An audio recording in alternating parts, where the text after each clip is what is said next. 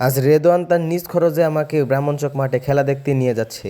আর আজকে হলো আমাদের নদনা কিংসের খেলা, আর কিংসের খেলা দেখবো না তা কি কখনো হয়?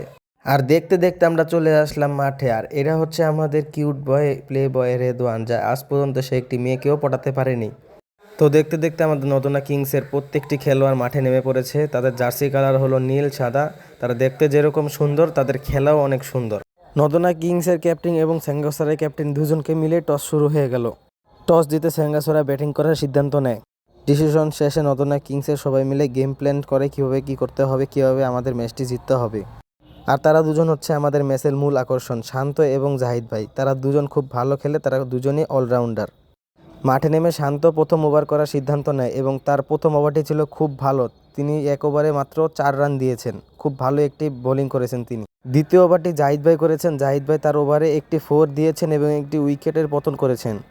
স্যাঙ্গাসরের প্লেয়াররা খুব ভালোই খেলেছেন। তারা 9 উইকেটে 107 রান টার্গেট দিয়েছেন নদনা কিংসকে। তো এখন আমাদের নদনা কিংসের প্লেয়াররা মাঠে নামলো। প্রথমে শান্তকে ব্যাটিং করার সিদ্ধান্ত দেয় ক্যাপ্টেন। শান্ত আজকে এতটা ভালো খেলতে পারেনি, ও আজকে খুব তাড়াতাড়ি আউট হয়ে যায়। কিন্তু আমাদের জাহিদ ভাই খুব ভালো খেলেছেন। তিনি বোলিংয়ের সময় 2টা উইকেট নিয়েছিলেন এবং তিনি ব্যাটিংয়ের সময় খুব ভালো খেলেছিলেন। তিনি একাই 74 রান নিয়েছেন এবং নদনা কিংসকে উনি একাই জিতিয়েছেন। একাই বলতে ভুল হয়, কারণ প্রত্যেকটি প্লেয়ারের কারণে নদনা কিংস জিতেছেন, কিন্তু সবচেয়ে বড় অবদান ছিল তার। অনেক অনেক ধন্যবাদ জানাই আমার বন্ধু রেদওয়ানকে, কারণ তার জন্য এত সুন্দর একটি খেলা আমি দেখতে পেয়েছি।